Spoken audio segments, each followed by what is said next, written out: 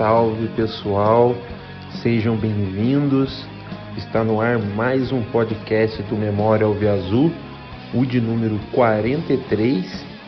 E antes do nosso convidado ser apresentado, vamos aos nossos apoiadores culturais. Sitioca Café. Café da manhã na roça, em estilo colonial, onde você e sua família podem degustar deliciosos quitutes caseiros e ainda passar bons momentos em meio à natureza. São mais de 60 itens com opções em salgados, doces, bolos, pães, sucos, frutas e aquele café no bule no fogão a lenha.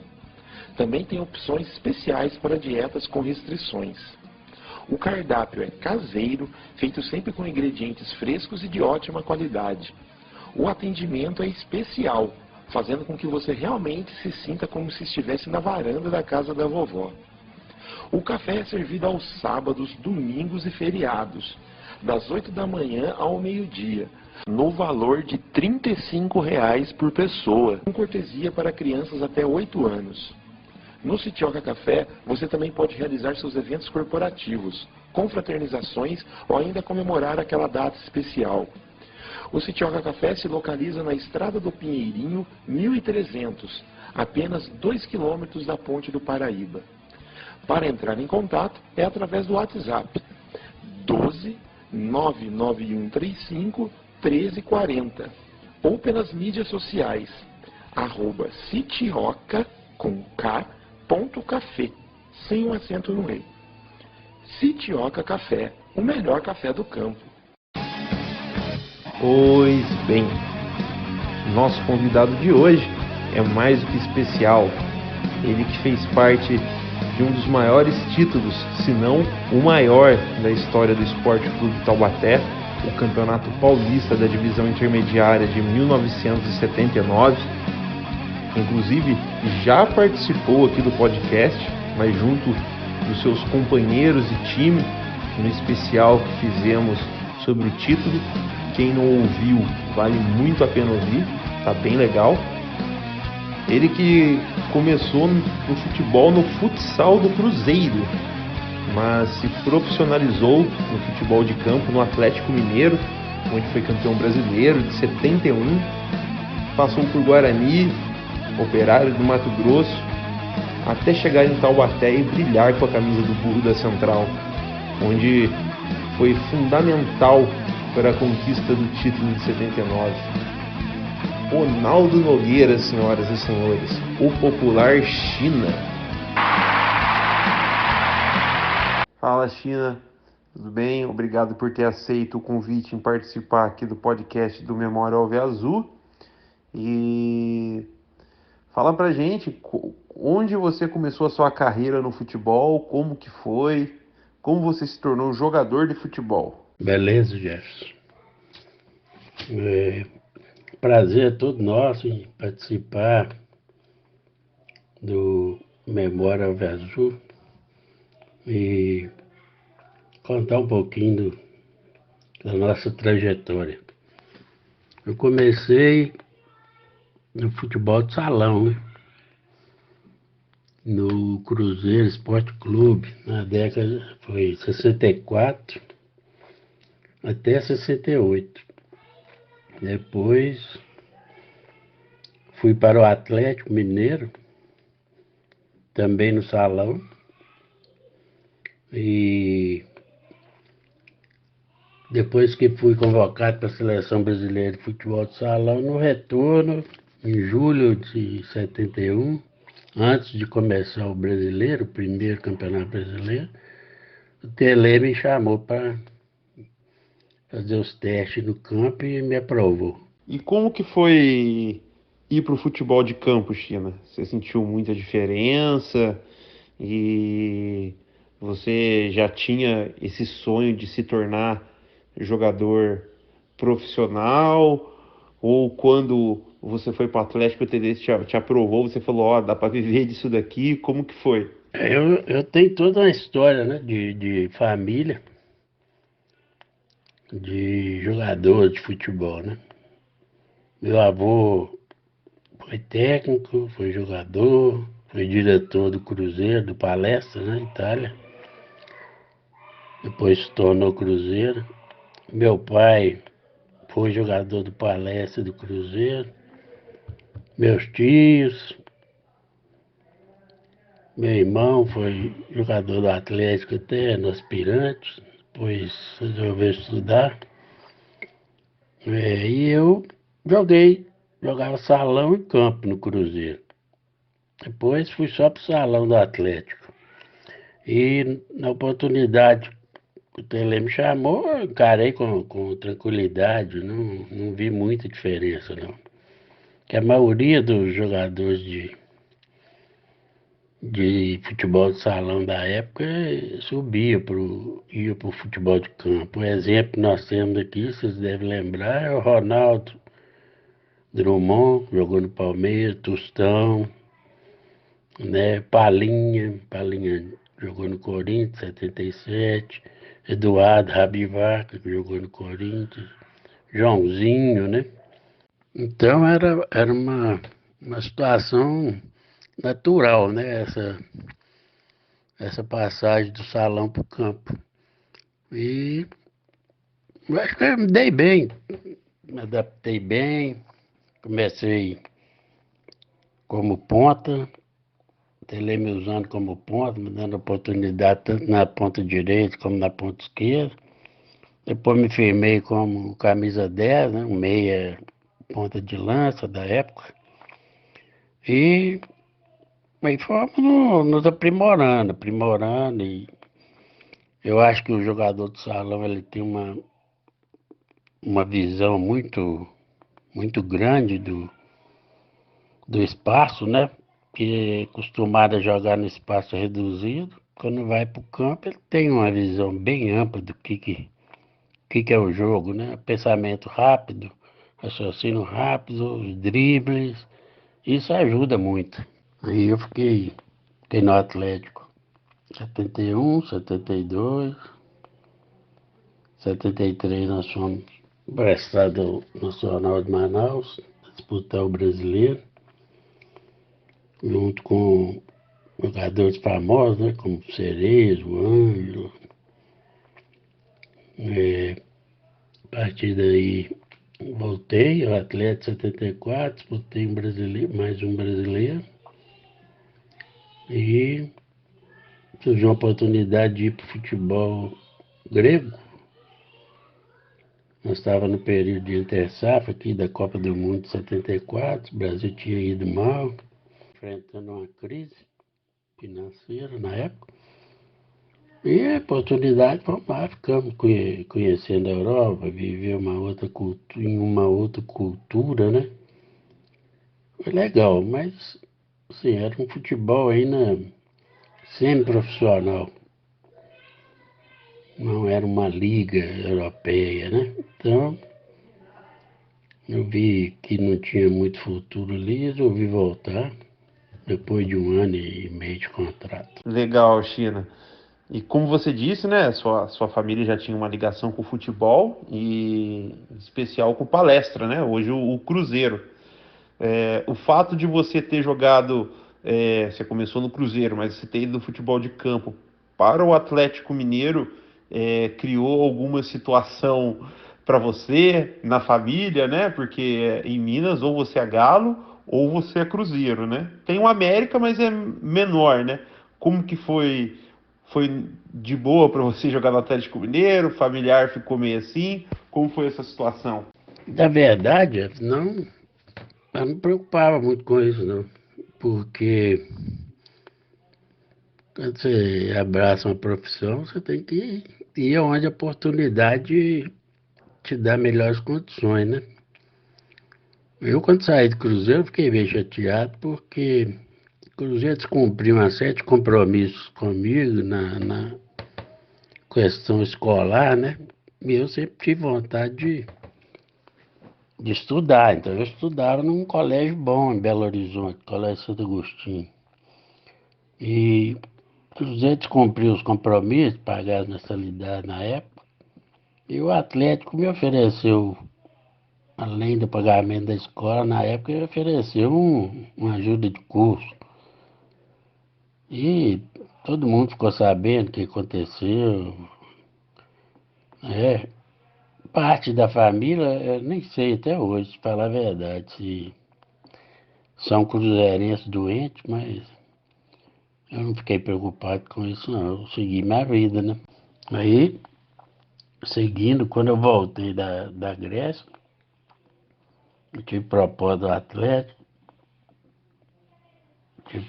depois, estava quase fechado com o Atlético, aí o Cruzeiro me ofereceu também uma proposta para voltar, né? Porque nasci lá dentro, e, mas não deu certo, não. Tinha um esquema da época lá de contrato de gaveta que bloqueou a transferência. Aí, quem fez a minha transferência para o Brasil de volta foi o América. Nesse meio período, eu voltei a estudar, fiz vestibular na PUC, Minas, em Direito, passei, comecei a estudar. Aí, estudava, e nessa oportunidade, para ficar tranquilo aqui, fazendo o curso, o Vila Nova Atlético Clube aqui de Nova Lima me fez uma proposta boa, estava com passe livre.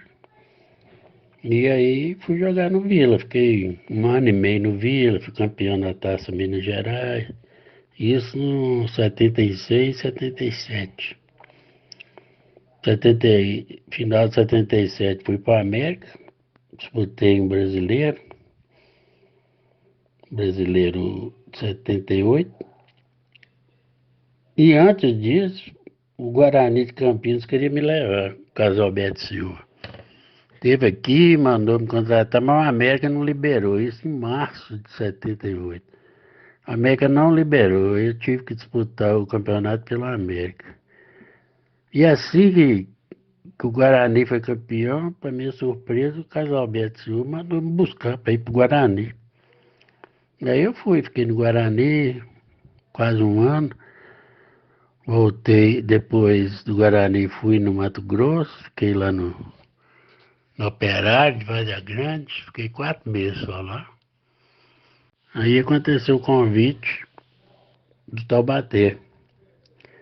Eu estava lá em Ribeirão Preto para assinar com o Botafogo, mas eu já tinha jogado Paulista de 78, de 79. E aí acho que foi o Pepe, seu Pepe, que ligou pro diretor do Botafogo pedindo um jogador. Aí, como eu não podia ficar no Botafogo, eles me indicaram. Por coincidência, em abril de 79, tinha feito um amistoso aí na volta do Careca, da contusão, da operação dele, contra o Taubaté. Foi 1-1, eu tenho até a foto desse jogo. E eu fui até capitão do Guarani nesse dia e empatamos 1-1 com o Taubaté. Isso em abril de 79, antes de eu ir pro Operário. Aí, conversa com o Pepe, o Brasil, Natalino, não sei quem foi. Aí, fui para Taubaté, acertei e deu no que deu, né? Legal, Chino, essa sua chegada aqui em Taubaté. E como que foi? Você se era muito diferente da estrutura? As equipes eram niveladas? Você sentiu muita diferença de um time para outro, de uma cidade para outra? Diferença do Taubaté pro Operário era enorme, né?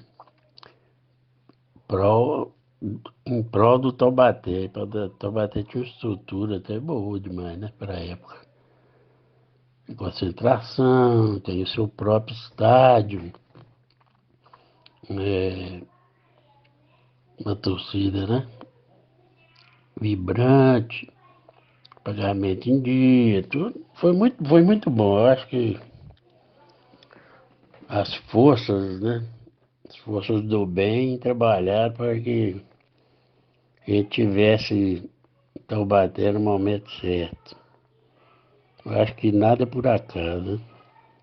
Chegamos, tivemos uma, uma passagem, uma recepção muito boa por parte do Oscar Amar na época, dos colegas, né, dos jogadores.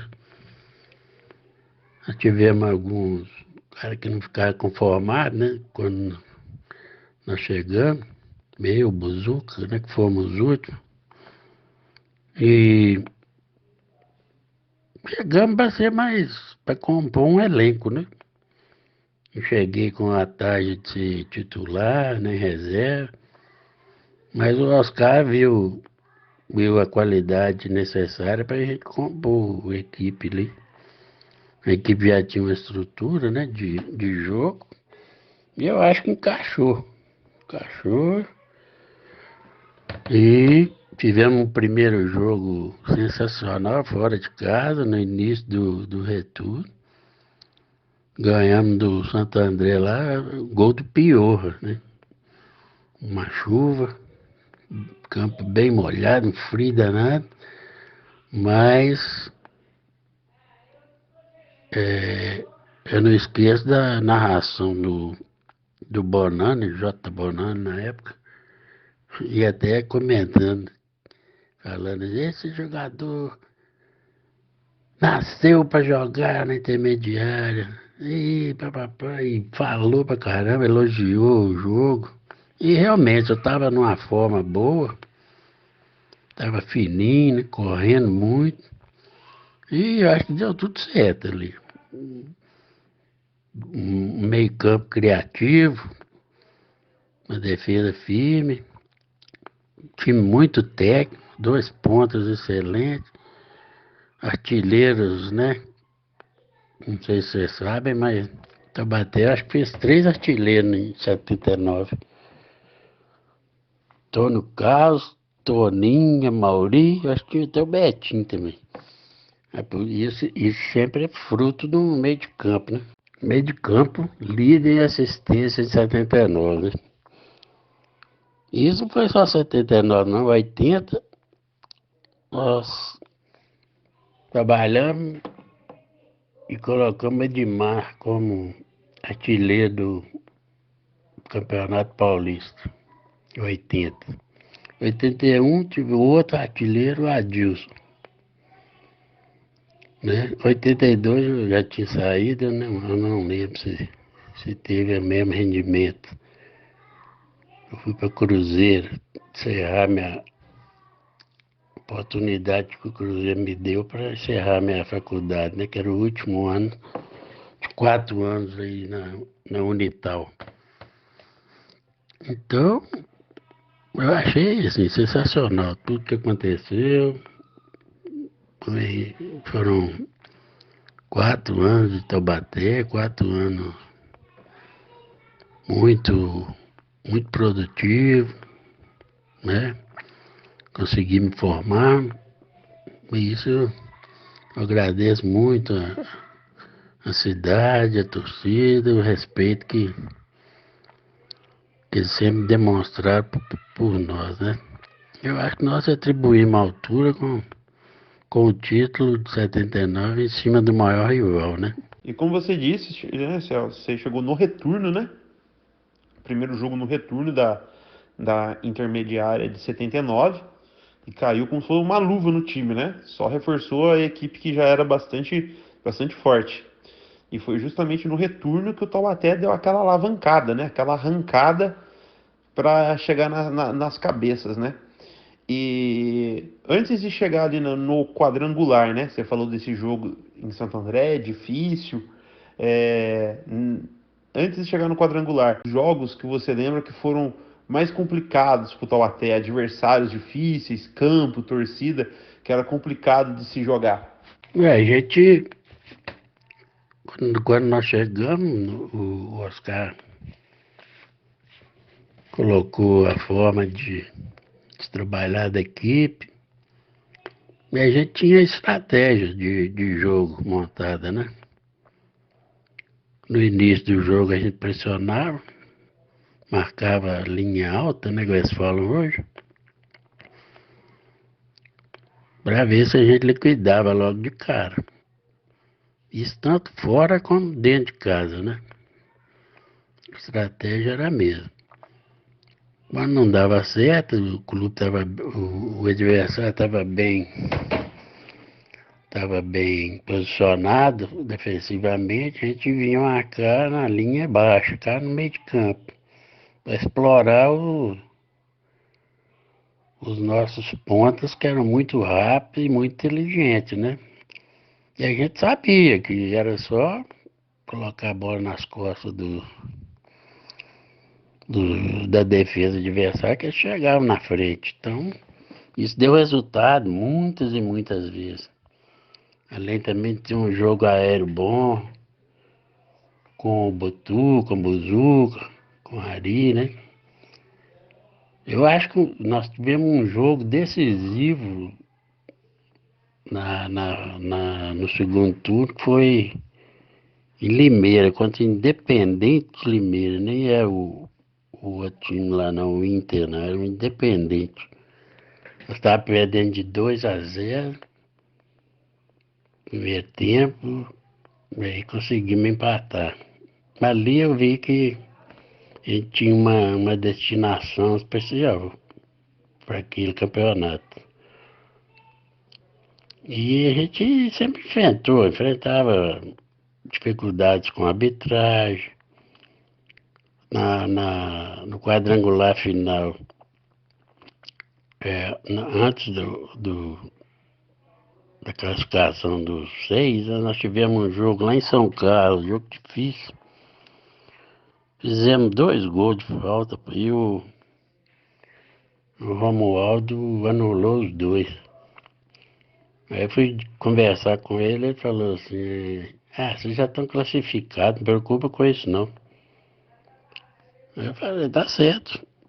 Eu pedi o Oscar para me tirar do jogo, porque ali não ia fazer uma bobagem, ia ser expulso, porque você jogar com um cara já sabendo que você está classificado, o árbitro, sinal que vai haver um favorecimento nessa situação, né? Aí, outra situação também em Santo André, já no quadrangular, no retorno do quadrangular, nós perdemos lá de 1-0, 2-0, mas ele deu um pênalti lá, um absurdo de pênalti. E o árbitro era mineiro. Eu conheci ele de Minas Gerais, de Belo Horizonte. Aí, antes de começar o jogo, ele falou pra mim assim, ô China, você já tem cartão amarelo, você tem 2, se você tomar o terceiro, você não joga as finais, né? A final. Que era contra eu não ia jogar contra o Sportiva, né? Em Taubaté. Nós ganhamos de 1-0. Depois, contra o. Se eu tivesse sido expulso, mas ainda bem que ele segurou o cartão e não me deu. Mas, assim, é, hoje tem aí 1001 câmeras, né, para mostrar tudo que o árbitro faz, tudo que fala, gravado. Então, hoje o negócio tá mais, vamos dizer assim, profissional, né? Na época, a gente vivia algumas situações negativas, vamos dizer assim, né? Eu acho também que o jogo fundamental foi o primeiro jogo do quadrangular final, né? Que nós fomos em Guará e ganhamos 3-0. Aí deu uma moral boa pra gente, consolidou, né? A nossa equipe como candidata a subir. Naquela época subia um e o outro disputava o rebolo. E as coisas foram acontecendo da forma que até a final não foi lá em São José dos Campos, né? Foi no Parque Antártico, porque eu acho que se fosse lá o jogo não terminava não, o pau ia quebrar lá. Então, ainda bem que foi pro Parque Antártico, que era um campo neutro, e jogou e ganhou quem foi melhor, né? Durante todo o campeonato e durante quadrangular final lá. Pois é, China. E falando nesse quadrangular final, né? Taubaté, Esportiva, Santo André e São José. Você já falou um pouco aí do primeiro jogo, né? Do quadrangular em Guaratinguetá. Esportiva 0, Taubaté 3. Fala um pouco dessa partida. Você falou que ela foi importante, que deu uma moral, né? A primeira rodada, né? Jogos de volta desse quadrangular contra um rival também, Esportiva. Foi um jogo difícil, a torcida do Taubaté compareceu lá em Guará, né? Campo cheio, e o Antônio Carlos fez 3 gols, né? O Taubaté começou bem esse quadrangular final. Mas fala um pouco mais dessa partida, as dificuldades que vocês tiveram lá em Guaratinguetá.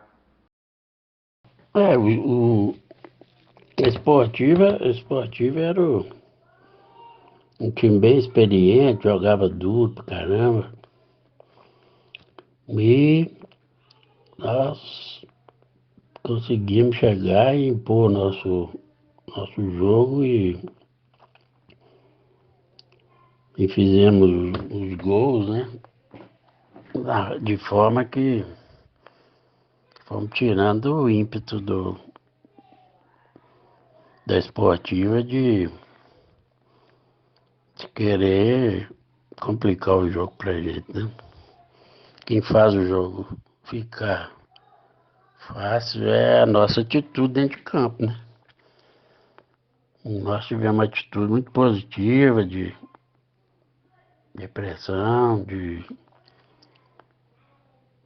jogo inteligente e aproveitamos nossas armas, né? Que eram os pontas e o artilheiro. Artilheiro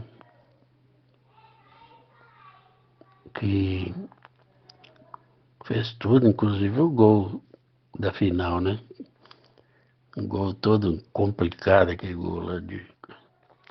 Mas ali você vê que o time tinha uma estrutura de jogo consolidada. E quando você tem essa situação dentro você sabe o que você vai fazer em campo. E quando encaixa,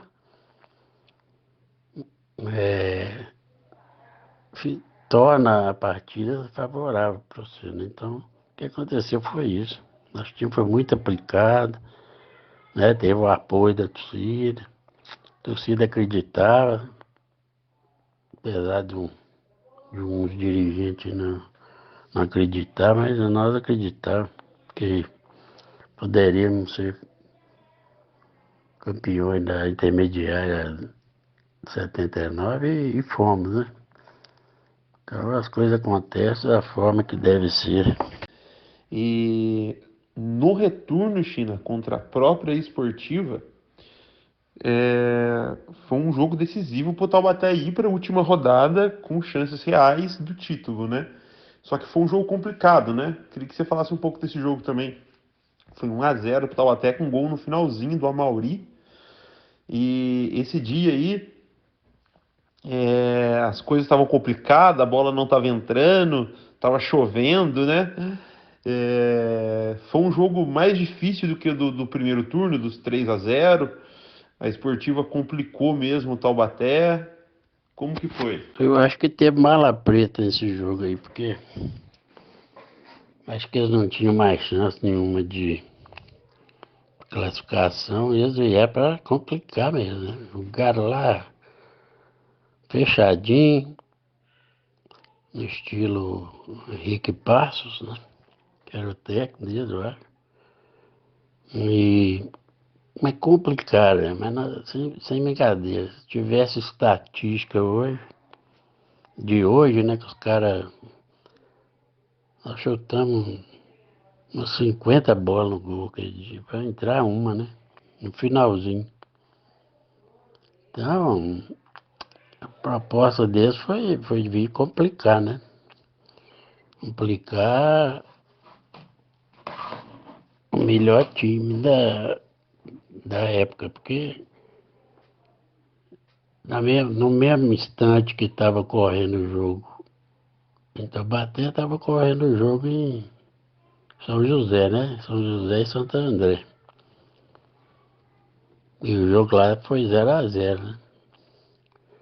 Então, eles tinham a intenção de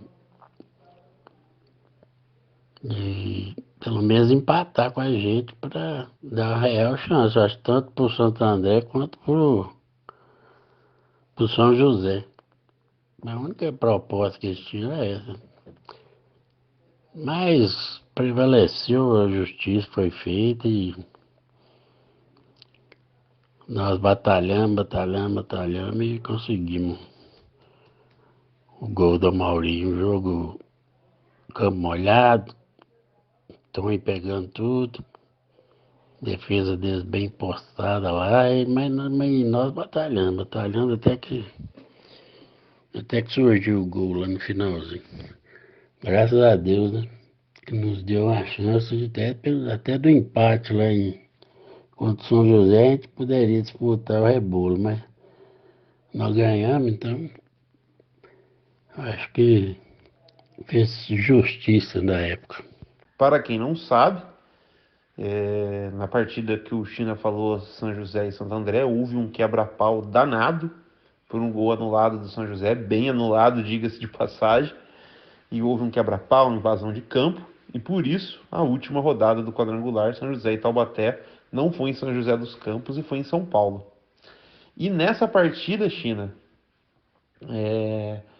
vocês foram para São Paulo, né, no dia da partida, o São José já estava lá hospedado, nem treinou direito, eles entraram achando que poderia vencer a qualquer momento e tal. Eu estava até com sangue nos olhos e, né, como diz hoje em dia, brocou o São José, né? E tem o segundo gol ali, uma jogada que passa totalmente por você ali, você sai driblando, arrancando ali no meio dos marcadores. Aquele bate-rebate na área, você pega um impulso ali sentado, cabeceia, o Antônio Carlos gira e faz o gol. Fala um pouquinho especificamente dessa jogada do gol. Então, esse jogo, pelas condições do campo e tudo, igualou, né? Tudo que podia ter de vantagem para eles e para a gente, né? Começamos bem, primeiro gol aos 2 minutos foi assim, uma pá de cal nas pretensões deles, né? Nosso time jogar para frente, tanto que você tinha um meia que era volante, tinha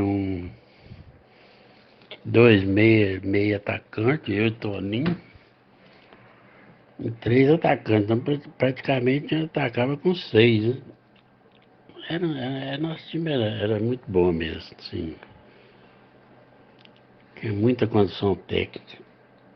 Todos os jogadores sabiam jogar e pensavam o jogo, né? Diferente do que ocorre no futebol hoje, que a criatividade morreu, né? Hoje você não vê mais nada disso. Então, fizemos 1-0, eles deram um pênalti lá pro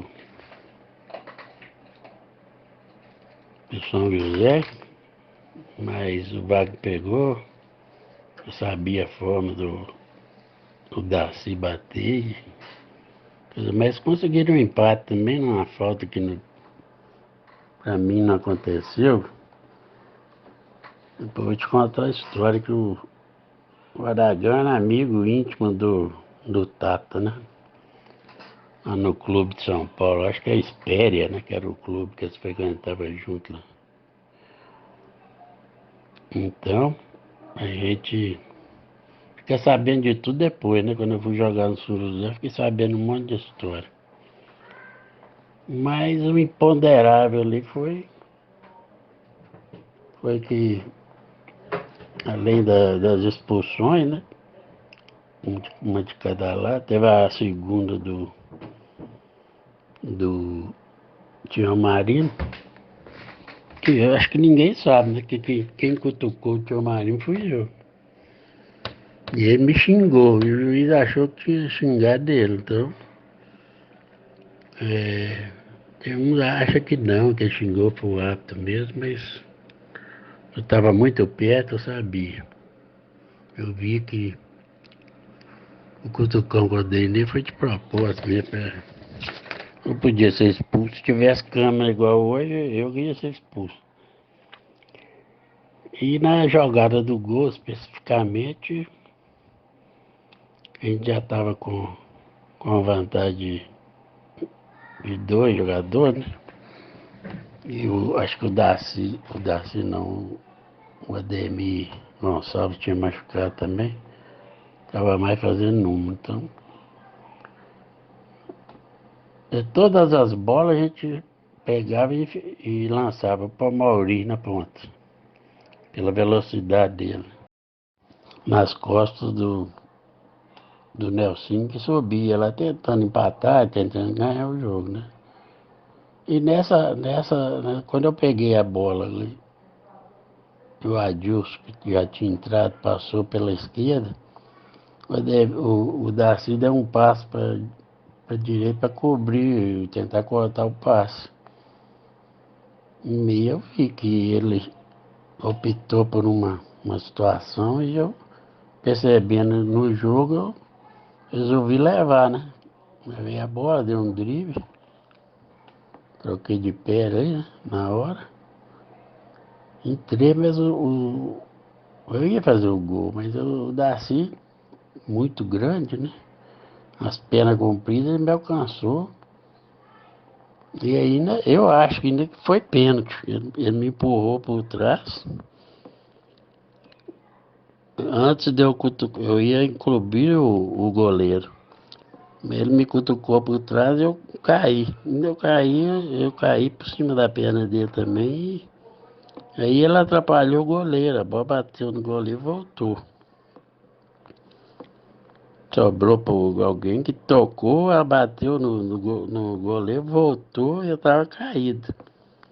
Porque eu vi que não tinha como, né, levantar e repor a bola.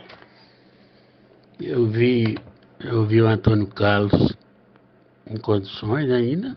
Tentei, mesmo deitado, eu dei um impulso ali para cabecear e consegui cabecear a bola na direção do,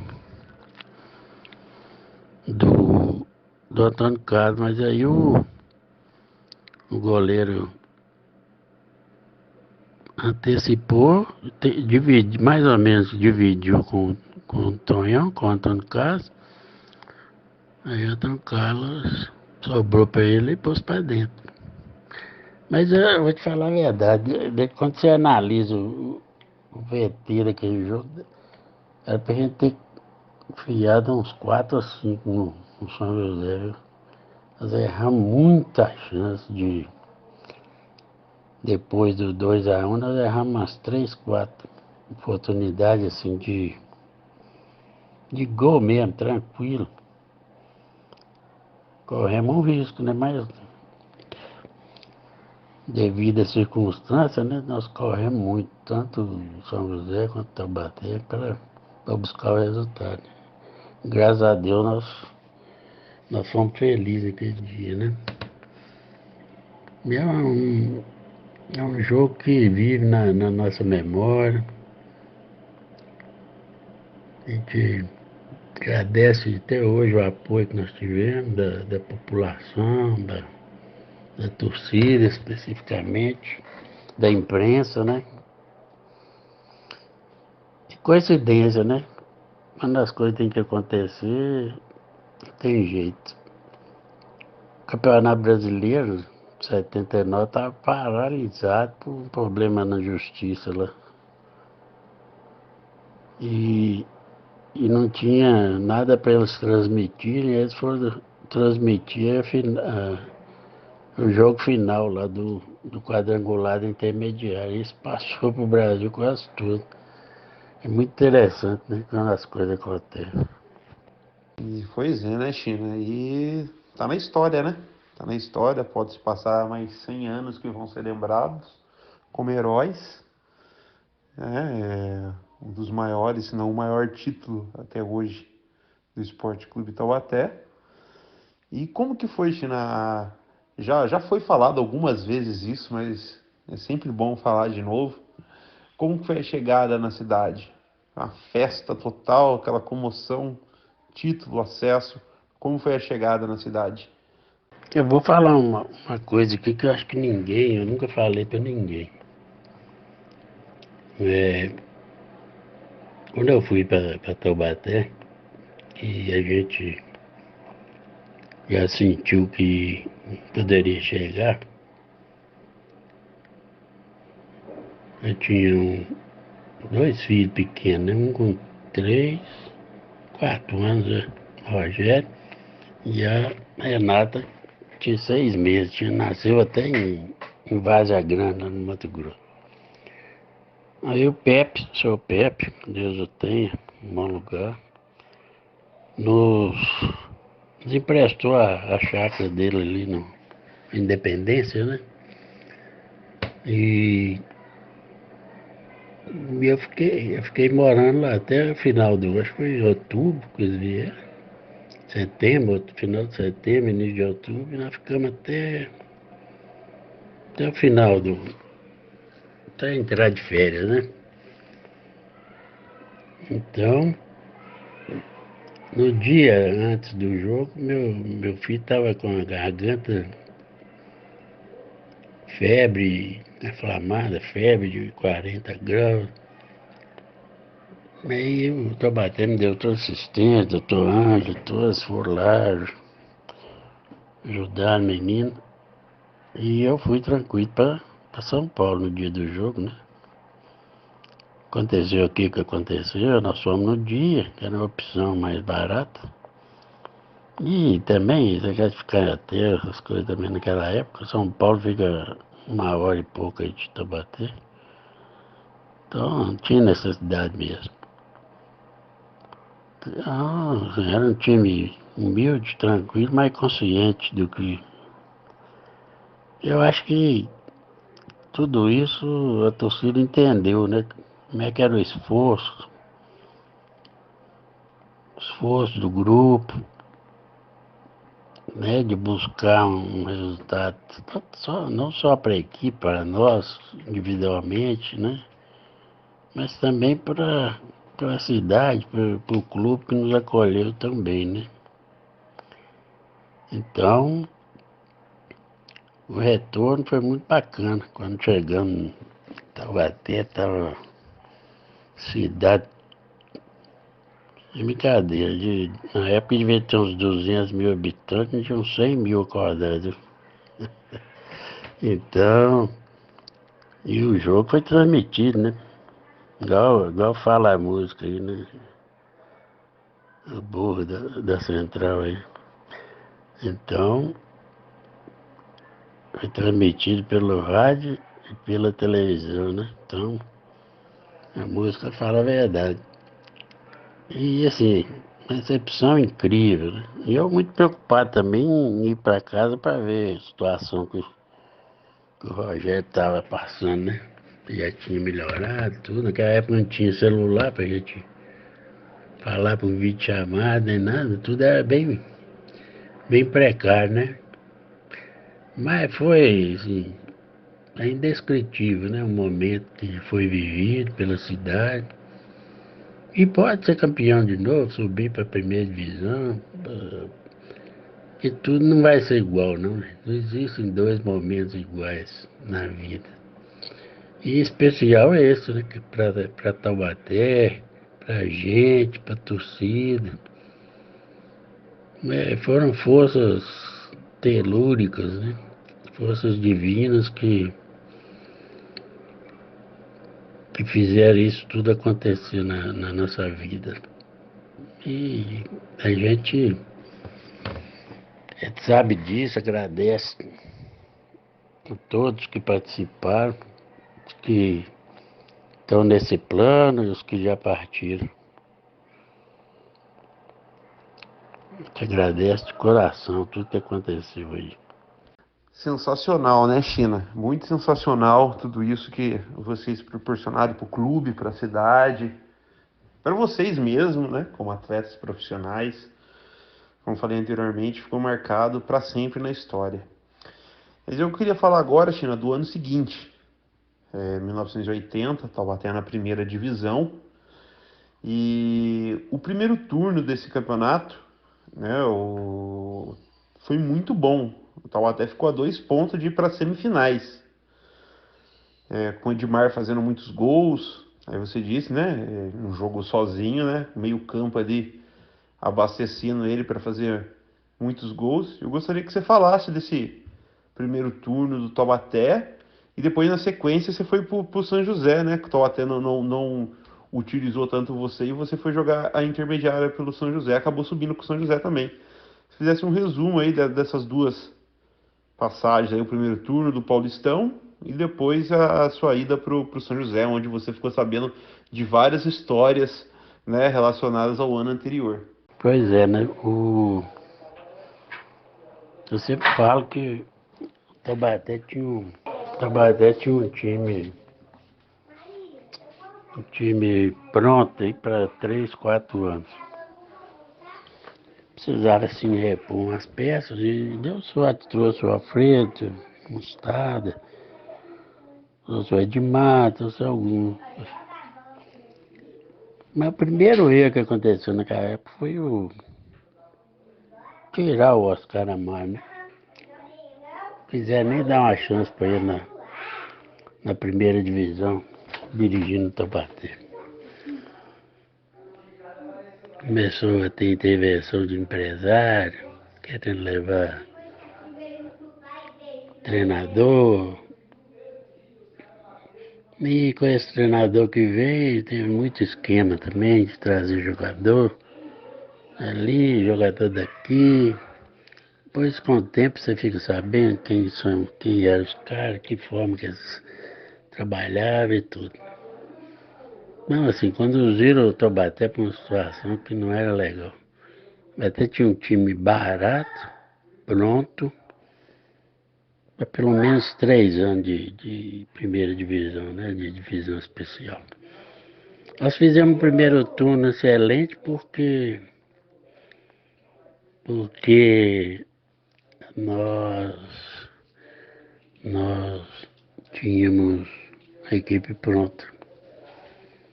Apesar das situações, o Cláudio Garcia interferiu pouco, né, nesse primeiro turno. Então, a equipe rendeu o que rendia na intermediária, né? Tinha as mesma estrutura técnica, mesma estrutura tática. O Antônio Carlos tinha se machucado e Edmar veio. Da mesma forma que nós trabalhamos na intermediária, nós trabalhamos. Tanto que no primeiro turno Edmar fez 11 gols. No segundo ele fez. Não, foram 12 gols no primeiro turno e 5 gols no segundo. Acho que foi 17 gols que ele foi artilheiro. E desses 17, acho que foram 3 de pênalti, né? Deu 5 no segundo turno, foram 3 de pênalti. Então, assim, perdeu. Então, o Garcia começou a mexer demais no time, eu era capitão do time, ele me sacou. Começou a colocar o jogador que ele trouxe e aí foi desestruturando. Aí eu vi a oportunidade de ir para São José. E sabia que indo para lá a gente ia ter chance de ser bicampeão lá da divisão intermediária. Não deu outra, né? Mas engraçado é que quando saía gol do São José lá, o Taubaté pegava no pé dele. O Cláudio Garcia. E ele ficou 7 jogos do segundo turno sem ganhar um jogo. De quinto colocado no primeiro turno, caiu para 15º no início do segundo turno. Aí o Oscar veio salvar lá no finalzinho do segundo turno, né? Da divisão especial. Então, assim, são opções erradas que a gente faz por. Não, né? O Taubaté fez por falta de experiência, né? Do dirigente na época. Mas não foi falta da gente falar, não, sabe? Eu, na época, Taubaté já tinha 28 anos, já tinha uma rodagem bem grande, né? E a gente vê que desde aquela época já tinha treinador, empresário, envolvido nesses esquemas de levar jogador para lá dinheiro. Isso é um absurdo. Então foi isso. Lá eu fui campeão, mas também nós vivemos algumas situações lá meio estranhas, né? No final do campeonato, nas finais, 2 últimos jogos da final, quadrangular final, aconteceu um negócio esquisito, que eles me tiraram do time. Cheguei no São José, fiquei 22 jogos invicto. Quer dizer, 24 até a final, né? Mas